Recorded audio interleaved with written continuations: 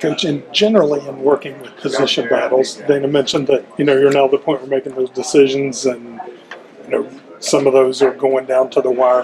What's your process in evaluating that, and what do you do when it's just really too close to call?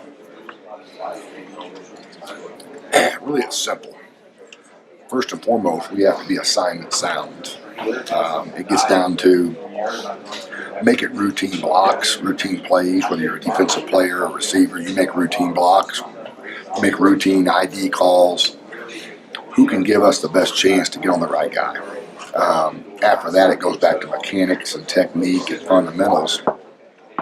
In terms of this guy's a little bit ahead of this guy in terms of the way his pad level is. He can bounce off of this guy and get to him a little bit faster. His pulling's a little bit different. He may be ahead in some of the techniques and mechanics. And the third thing is effort. When it gets right down to it, the cutting edge will be, and it all goes back to one thing: trust. Can we trust this player more than this player? Is this player a better option because of all those things combined? But in the end, if it gets real tough, it's just who gives the most effort, who's trying hard. And they're all trying, because people have different levels of effort, violence, finish, and things like that. Is it better for you as a coach and for the team to have 5 or 6 guys that are clearly a cut above, or is it better to have that competition and have 3 or 4 more guys that are just right there really pushing? Well, I learned a long time ago, you can't get enough good players in the bus.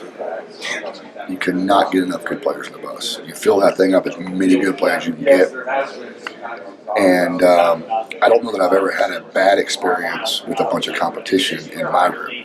The more the competition, the more you bring out the small details, because they have to be brought out. Now we can work on smaller things, and you don't have to coach the big things quite as much. It allows you to be finely detail things because we're getting it all taken care of, or you simply won't be involved in the first team or the rotation. Joe, you just made that sound very simple with the evaluation. Is it more involved, for example, with center because there are so many other moving parts relative to who's next to him, or do you have to keep that as focused as right guard, for example? Well, I made it sound simple because I was asked that once everything's even, what is the final? What do you finally draw from? And I'm thinking they've already accomplished the things that you're talking about in terms of snapping the ball to the quarterback correctly, making the right ID, kind of being in position, and then when the battle gets closer, there's always a couple of defining things that we talked about.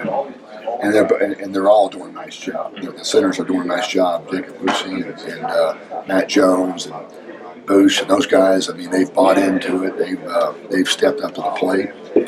They're giving their best, and they've been getting better every day.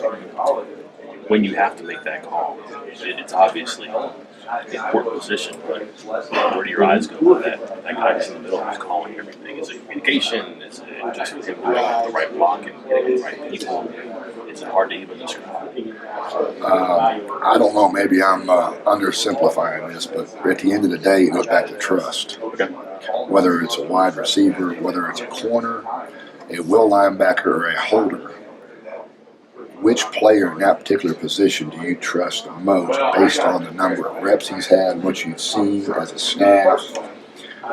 Because of A, B, C, and D, and if that's what you're looking for, it goes back to assignments, mechanics, lack of missed assignments, great snaps, leadership, finishing, effort, all the things that goes into right guard, right tackle. But yes, there's a few extra things that go into center.